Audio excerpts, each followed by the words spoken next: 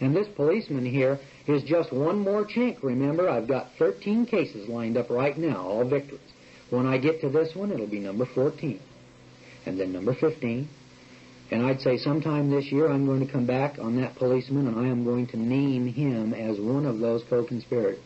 Because when I get into trial, I'm going to ask the question of what significant benefit is it to the community to put George Gordon in the penitentiary? What is that going to benefit anybody? Even if you could do that, and even if you succeeded, why would you want to? Then let that policeman sit on the witness stand and say, well, I was just doing my job. Like the other 19 policemen who brought these same types of malicious prosecution against a citizen because he demands his rights. The prosecution may not, therefore, use at trial the fact that he stood mute or claimed his privilege in the face of accusation. And there's some citations of some cases. And if you want to read some Supreme Court decisions on the subject matter of demanding your rights in the face of accusations or charges, then here's Griffin versus California. There's a case on that subject matter. And then there's Malloy versus Hogan. And then you go on and there's some others down there, and that's called shepherdizing. You want to look at a subject matter. You go in and look at words and phrases, and there's some books called Shepherd's Review, I think they're called. And you run through and you can look up a particular word or phrase or a particular topic, like Fifth Amendment, and you can see dozens and hundreds of cases that the Supreme Court and other courts have decided on the subject matter of in-custody interrogation, if that's your hot button, or gold and silver coin, or money of account, or whatever it is. And then you build up a nomenclature of case after case after case after case that's already been decided. And that's why I say there is no new law. The Supreme Court doesn't go in and say, well, fellas, let's change the law today. I feel vindictive. They go in and they take a look and say, we've already decided this, and here's where we've decided it, and here's when, and now your Supreme Court Chief Justice comes along and says 90% of all these trial lawyers are incompetent. If they were competent, they could read, and if they could read, they'd see what we'd already decided, and then they wouldn't be in Washington arguing these frivolous matters as to whether or not Brown had to identify himself in that alley, or whether or not the police can use a confession after they've beat it out of a man. All right, let's start up here then, away from the footnotes, where it says assessments of the knowledge that the defendant possessed based on information as to his age, education, intelligence, or prior contact with authorities can never be more than speculative. A warning is a clear-cut fact. You know, they used to say, well, this guy's a college graduate, he should have known his rights. College graduates are probably the people who know the least about their rights. In fact, the people that seem to know the most about their rights are these blue-collar workers out in Flint, Michigan, and they all stopped paying taxes back there, and it appears to me that the people who seem to be able to function the best in society are those that haven't been to college, those that still have the ability to use reason, logic, and common sense. I'm not saying, that college graduates don't have reason, logic, and common sense. There's a few of them that do. Let's start over here on page 471. Take a look at this, middle of the page. In Carnley versus Cochran, 369 U.S. 506, here's your court again saying, nothing new from us. We're not sitting in here taking a vote. In Carnley, we said that. Now listen to what we said. We stated, it is settled that where the assistance of counsel is a constitutional requisite, the right to be furnished counsel does not depend on a request. You don't have to request or demand counsel. We have a Supreme Court case called Argersinger versus Hamlin Sheriff, where there's these clear-cut statements, and if I'll dig it out here pretty soon, it'll be in one of these books that you've got in this package. The court says where no counsel, there can be no jail. Well, I've seen magistrates in this county throw people in jail without counsel right and left. I'll bet there isn't more than 10% of our judges at the lowest level, and I'm talking about magistrate judges, who know and understand constitutional law. And we're fortunate, let me tell you, in Ada County, Idaho, because there are some lower court judges here that know and understand constitutional law. Some of them have been through the Freeman Institute and have gotten some knowledge about the Constitution. Here's your fundamental doctrine, the fundamental contract that tells you what you can and cannot do, and there isn't a person in 1,000 who knows and understands even the most basic rudiments of his rights. And if you think there's more than 1 in 1,000, well, you're in an area that's really different from where I am. Well, I'm out here in Idaho, and you just don't find that many people. And I'll tell you, of those people who are in the law enforcement growth industry customer section, you go into a jail and you talk to some of those people and you just shake your head. I've got a 5-year-old kid that's got that much moxie. And he doesn't know anything. All right, so this proposition applies with equal force in the context of providing counsel to protect the accused's Fifth Amendment privilege in the face of interrogation. Although the role of counsel at trial differs from the role during interrogation, the differences are not relevant to the question of whether a requisite is a prerequisite. I have never been taken to jail and given counsel. Sometimes they'll let you call a lawyer, which is worse than nothing. And so the Supreme Court has ruled that, well, you've at least got to give them nothing. And you're going to have to pay for it. So give him a public defender. Let me tell you, friend, that's the kiss of death. We're going to talk about public defenders and lawyers, and we get into other areas of this course. But I'll tell you right now, I just told you a little earlier, I've got a public defender here who worked for 5 years and never won a case. I just heard of one the other day. You know, I'd said that I didn't know of any public defender ever won a case. A fellow came in and he told me his name and he says he's right here in Ada County and he won a case. Well, it may happen once in a while. Let's flip over. Now notice that we're not talking about in custody interrogations now and confessions. We're talking now, the court is moving on to the subject matter of counsel. And this word counsel and lawyer are not synonymous terms. And if you think the word counsel and lawyer are synonymous, then you need to read our counsel briefs and our counsel motions and take a look at Ritker's petition and take a look at what your Supreme Court has said. Why, we have a case here that as early as 1797, a man walked in and changed his status at the Supreme Court from lawyer to counselor. Why would a man want to step down from lawyer to counselor? He didn't. He stepped up. A counselor is superior to a lawyer. Yeah, that's right. All lawyers are called counselors. I don't believe that. You know, many lawyers are counselors, but they're called counselors. But not all counselors are lawyers. And remember this little adage. As a general rule, all Californians are American. But not all Americans are Californians, are they? Well, and as a general rule, all lawyers are counselors. But not all counselors are lawyers. I'm a counselor. I'm not a lawyer. Turn over to page 475. Let's look at the bottom of the page. Presuming waiver from a silent record is impermissible. Many a time you may want to stand mute. You don't have to talk. And there are times when it's better to stand mute or not say anything than it is to make exculpatory statements. You know, you don't want to say, I didn't shoot her and I didn't do it with a gun. Well, how did you know she was shot, and how did you know she was shot with a gun? Maybe she was shot with a bow and arrow. Maybe she was poisoned or strangled.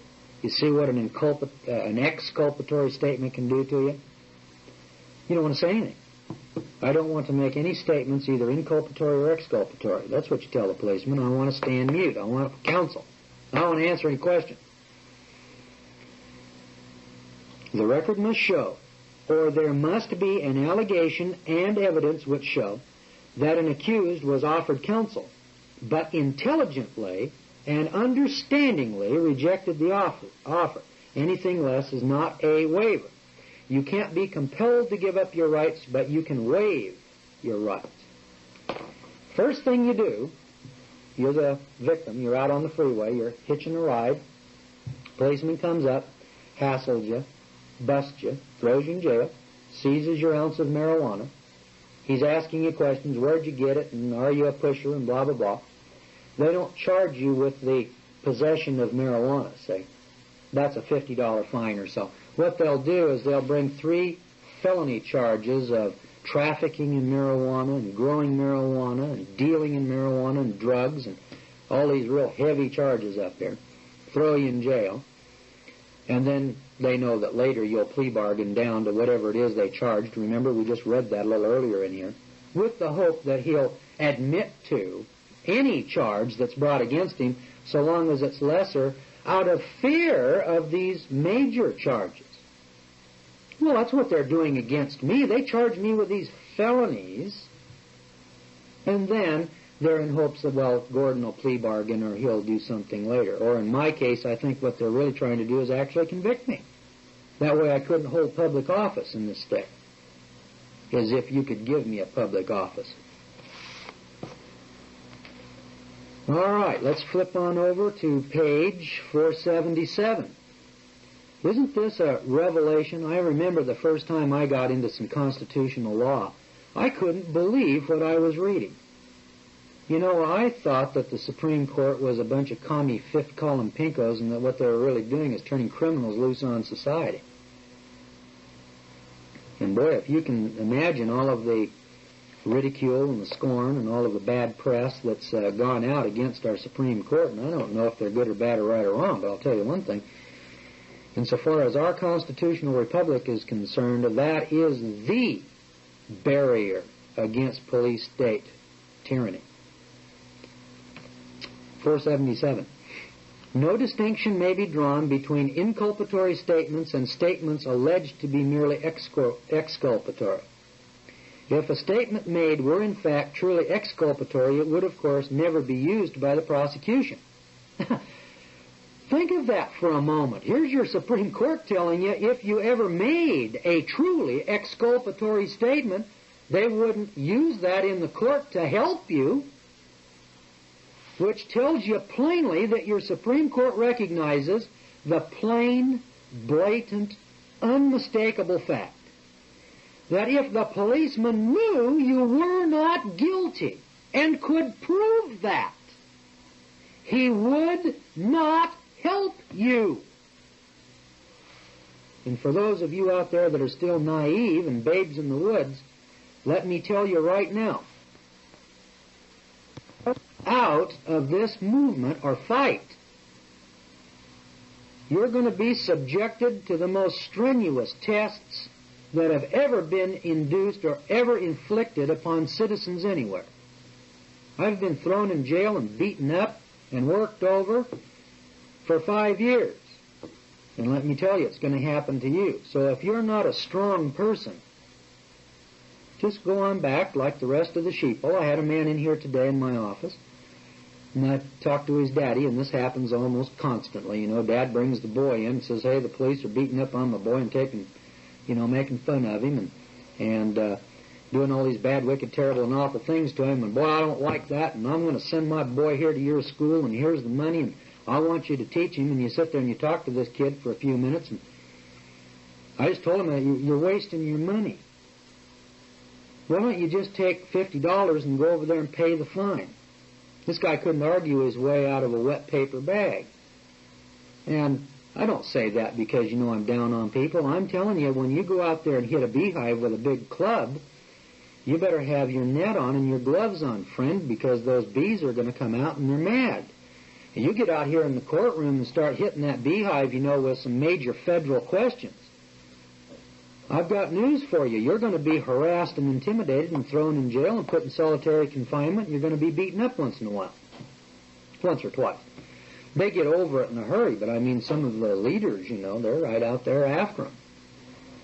And so here I'm telling you in plain language, they'll frame you for crimes that are pretended just like King George did, and you'll have to suffer the same kind of persecution as did our founding fathers.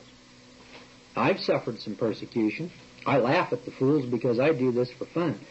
As I tell my students, if you're not having fun with this, you better get out, because a guy could get hurt doing this if he didn't think it was fun. I'm kind of like a boxer, you know.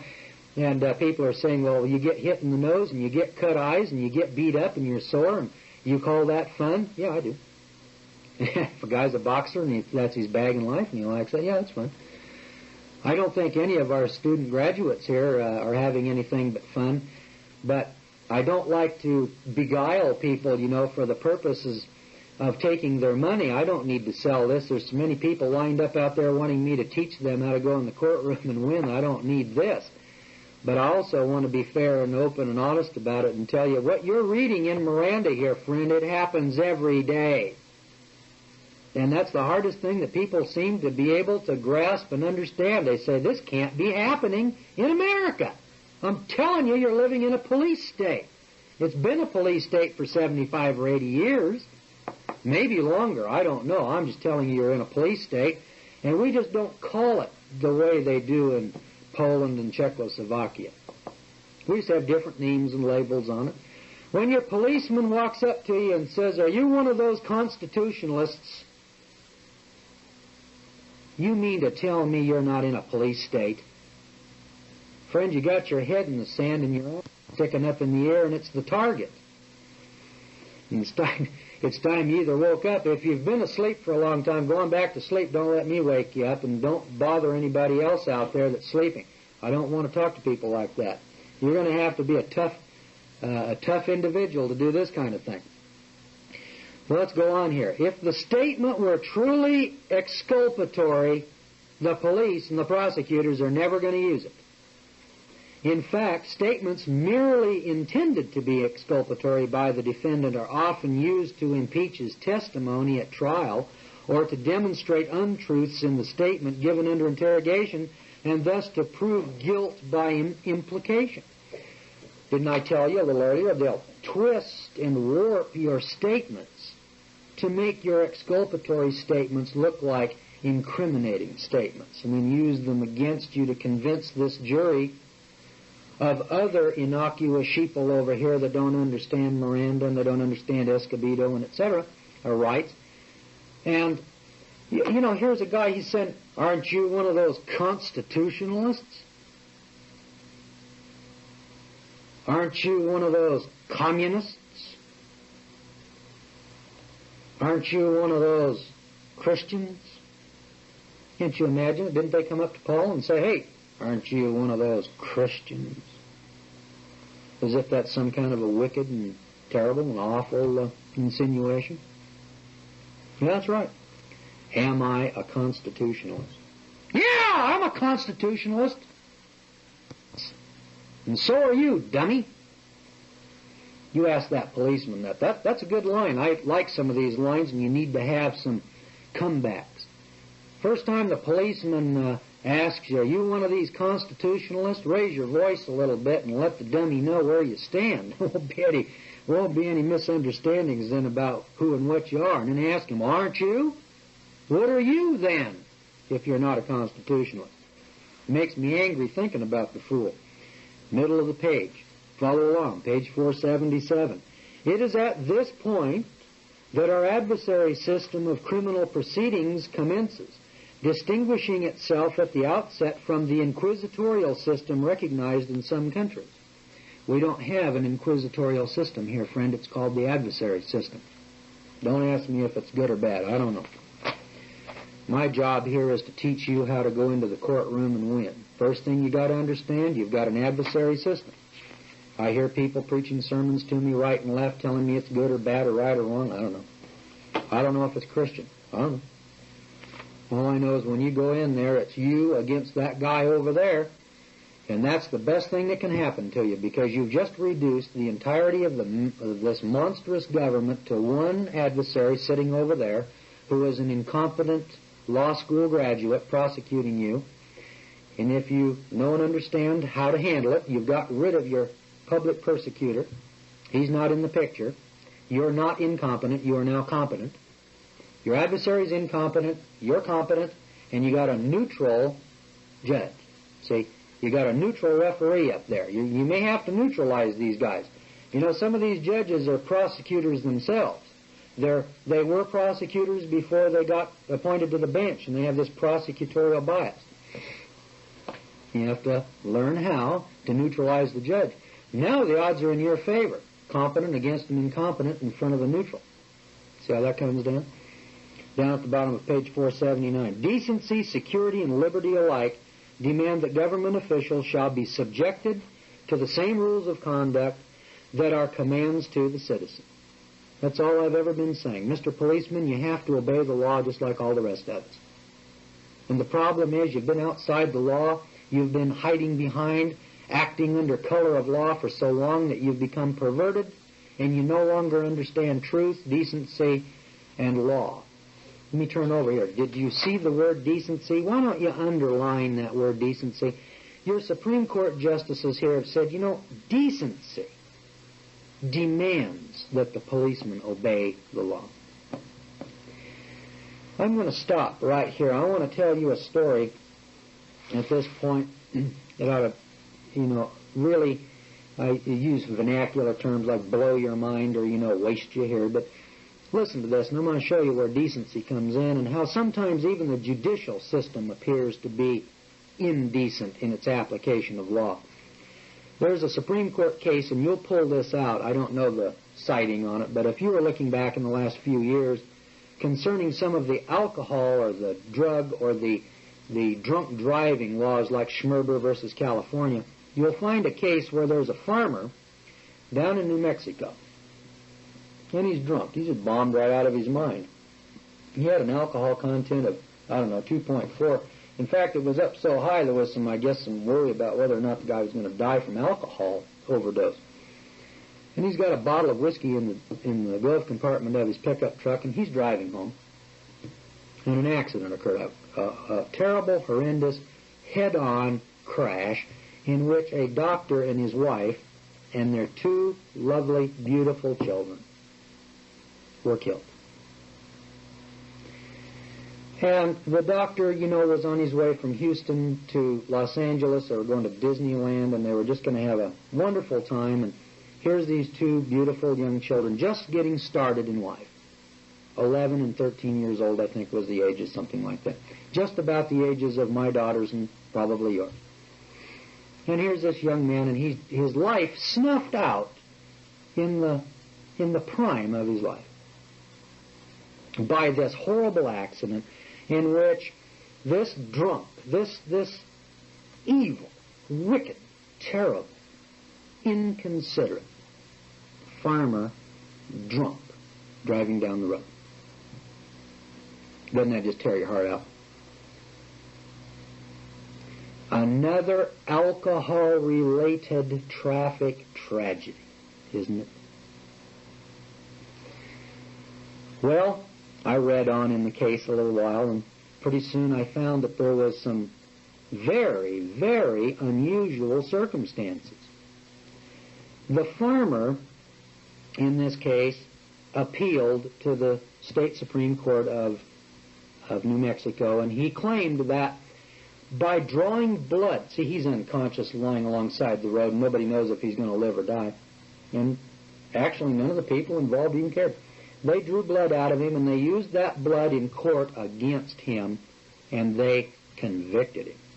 And they sentenced him to 12 years in prison for involuntary manslaughter. Now, don't you think that's pretty fair and right and good and honest, fair? Boy, the police did their job, and the medical lab did their job, and the witnesses. Then, this clown, this farmer, I don't mean to impugn that farmers are bad guys. I used to be a farmer for many years. This farmer had the gall to appeal to the United States Supreme Court and waste their time.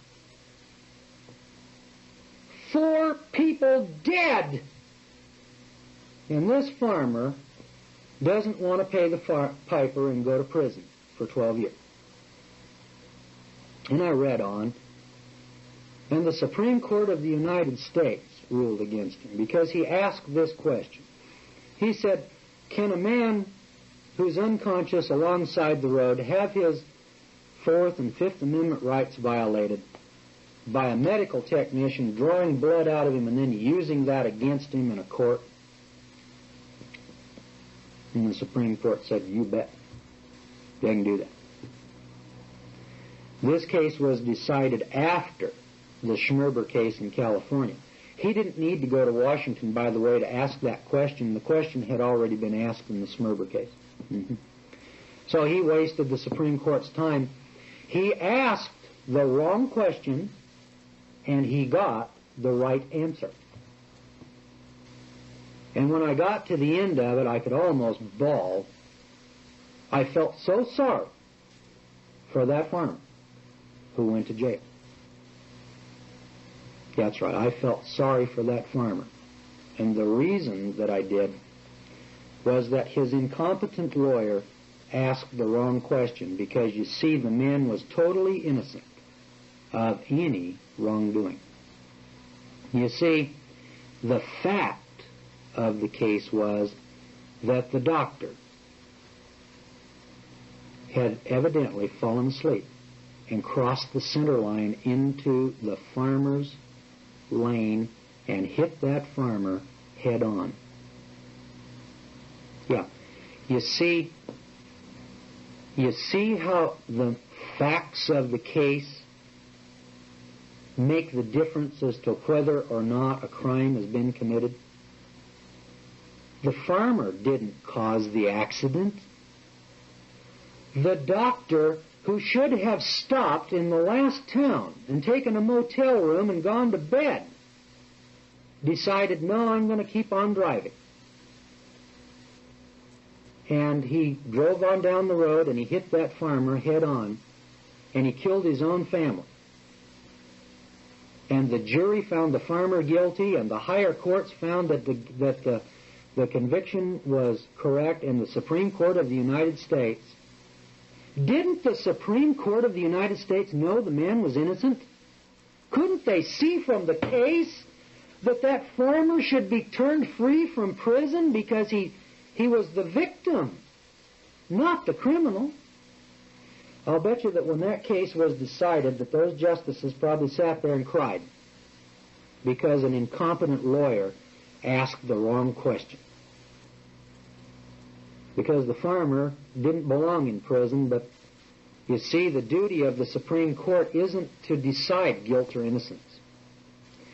The court doesn't decide that Miranda is a wicked, evil, terrible murderer, and therefore we're going to let the conviction stand. And the court doesn't look at the facts of the case and say, it's obvious this guy is innocent and we're going to turn him loose. That's not their function, that's not their job, and that isn't the way they perform. Now, I don't know if that's good or bad or right or wrong. I'm just telling you, friend, that's the way it works. And when you bring that major federal question to the Supreme Court, don't waste your time asking whether or not you can draw blood out of an unconscious person lying alongside the road to determine intoxication. Because the answer is, yeah, they can. And I don't know if that's right or wrong or good or bad. But I'm just telling you that's the way it is. And since that's the way it is, you may be totally innocent, not the cause of the crash or the accident, and you may go to prison like that farmer down in New Mexico did, and like hundreds of other people do. And I'm sure the Supreme Court sees all kinds of cases that come before them in which they would like to make an equitable decision. They would like to do like Solomon. I'm going to listen to this cause, and I'm going to cut the baby in two, and I'm going to give half to each one of you because that's the equitable and the right thing to do. When you're going before law, when you're going before your Supreme Court, we're not talking about equity. We're talking about what is law. And boy, when you ask that major federal question, you better be asking the right question and at the right time. Let me go on here because we're talking about decency. I had to break in there with the word decency because, you see, decency, security, and liberty alike demand that government officials be subjected to the same rules of conduct that commands the citizen. In a government of laws, existence of the government will be imperiled if it fails to observe the law scrupulously. Our government is the potent and the omnipresent teacher. For good or for ill, it teaches the whole people by its example. Crime is contagious. If the government becomes a lawbreaker, it breeds contempt for law. It invites every man to become a law unto himself. It invites anarchy. If we can't get justice in our courts from our government officials, then the only place for us to get it is out on the street. We've already fought and won our revolution. We don't need any more of this revolutionary bull. You don't need to take up arms and go out in the street and preach hate and let's kill them and let's overthrow the government. That's what your enemies are trying to get you to do. Forget that baloney. The place to get redress of grievance is in the courtroom. We set it up that way. But we've allowed ourselves to be beguiled and to become so incompetent that we can't go into our courtroom and demand our constitutional rights, which is what we fought that revolution against King George to attain. Do we have to go out and fight every time we need redress of grievance? Poppycock, you don't need that. I don't need that. I go into my courtroom and my government charges me with a felony and they charge me with all these wicked and heinous and evil and wicked crimes. I laugh at the fools. And I want to teach you how to laugh at the fools. Your Supreme Court laughs at those fools, except for the extreme seriousness here of this oppression upon this class of person in our society who can't help himself. If you're a person who can read and write, and I'm telling you, friend, if you can't read and write, you've got real problems. And if you think you can read and write, you're going to be amazed at how many people, that at least I'm amazed at how many people come in here and they want to be educated, and I start out and I go to lesson 1 and I say, now start writing this down, and this fellow is printing these notes. And I'm saying, excuse me, sir, do you write? Oh, yeah, I'm writing. Sir, that's called printing. Can you write? Can you take shorthand? Can you take dictation? Can you compose? Can you put thoughts and ideas and express yourself on paper? People think that when they come out of school, they're educated. They're functional illiterates for the most part. I have to educate my own children at home in a supplementary fashion to teach them what they're not learning in school. When my children started to grow up, I put them for the first 2 years in a private school so they could learn phonics so that they wouldn't be handicapped for the rest of their lives. So if you've been to the government schools and you haven't been taught phonics, you can't read. You can read the funny papers, you can read the newspaper, but you can't read and write court decisions. To declare that in the administration of the criminal law the end justifies the means would bring terrible retribution. Against that pernicious doctrine this court should resolutely set its face. And so do I. This thing of revolution and let's go out in the streets, that's exactly what they want so that they can declare martial law, so that these criminals with guns on their hips can then become the protectors of the society. Poppycock. The protector of the society is the judge in the courtroom. That's the protector. And he's got to protect me against that thug out there on the street who burns people on their backs and who tells ladies, we're going to take your children away from you if you don't confess, and the prosecutor who charges you with 6 felonies knowing that out of sheer stark terror you will plead guilty to these lesser crimes. That's the guy we need protection against. And we get that protection in the courts, friends. Page 481, right in the middle of the page, it says here, the limits that we have placed on the interrogation process should not constitute an undue interference with the proper system of law enforcement. I'm not against the proper system of law enforcement. I'm just against uniformed thugs beating up on us and stealing our rights from us. That's what I'm opposed to. And that's what your court is opposed to. And let me tell you, they get very precious little sympathy or support from Joe Sixpack. Joe Sixpack is out here marching up and down in front of the State House screaming that what we need is to pack our Supreme Court or retire these guys or do something else with them, that they're all fifth-column communists. The average Joe Sixpack couldn't recognize a communist if he came up and slapped him across the face with a dead fish. As we've noted, our decision does not in any way preclude police from carrying out their traditional investigatory functions, although confessions may play an important role in some convictions. The cases before us present graphic examples of the overstatement. Graphic, they're claiming. Here's your court saying, these cases present graphic overstatements of the need for confessions. Here's your policeman, well, I've got to have a confession out of this guy. Why? If the policeman was as competent as he's got to be in order to adhere to the doctrines of our Constitution, we don't need any confessions. They had plenty of witnesses and evidence and physical evidence and testimony to gain these convictions. They didn't need any forced confession out of Miranda. In each case, authorities conducted interrogations ranging up to 5 days in duration, despite the presence, through standard investigating practices, of considerable evidence against each defendant. Further examples are chronicled in our prior cases. And they go on to cite some more cases. Page 482. Talk about revelations, You get to looking at what the law really is and what the Supreme Court really says as opposed to what you've been told that the Supreme Court says. And I'll tell you, friend, it's going to be an eye-opener that will, as they say on the streets, blow your mind. Talking about custodial interrogation, by contrast, does not necessarily afford the innocent an opportunity to clear themselves. And here you are in the jailhouse or in the police station, and you're innocent and you're trying to clear yourself, and your Supreme Court's telling you in plain language that doesn't necessarily give you any out. That doesn't help you in any way. You're beginning to see now why I'm so adamant and why I use the kind of language and why I raise my voice from time to time to tell you in plain language, if you think that policeman out there is your friend, you're stupid.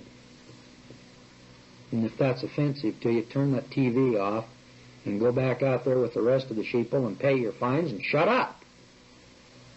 Because you're going to get yourself into a batch of problem that you don't want. A serious consequence of the present practice of the interrogation alleged to be beneficial for the innocent is that many arrests for investigation subject large numbers of innocent persons to detention and interrogation. Boy, let me tell you, I have seen dozens, literally dozens, firsthand. I've been in that jail, and I talk to people, and I've got their statements over here. I've been collecting that for years as evidence to use in my own courts. That's right. They arrest innocent people and haul them off to jail and interrogate them like they were a bunch of Poles in Warsaw. Do it right here in good old U.S. of A., Ada County, Idaho. Day in, day out. Do it every day. Those policemen don't have any more concept or idea or understanding of the criminal actions that they're participating in or perpetrating upon people than do criminals out here robbing banks and robbing Circle K stores. They think they're doing right. They think they're just Joe Nice Guy out here. Why, gosh, I got a badge on, and I served my country in Vietnam, and now I'm a policeman, and I got a gun, and I'm just out here doing my job, throwing people in jail. In one of the cases before us, number 584, California versus Stewart, police held 4 persons who were in the defendant's house at the time of the arrest in jail for 5 days until the defendant confessed. How do you like that? Did you want to go to jail for 5 days until I, the guilty party, confess? And I might not even, be guilty. I might just get weak and confess because, I just can't stand this brutality any longer. Now you think, well, that only happens when there's murders and there's robberies and there's serious crimes. I'm going to break right here, and I'm going to tell you a story.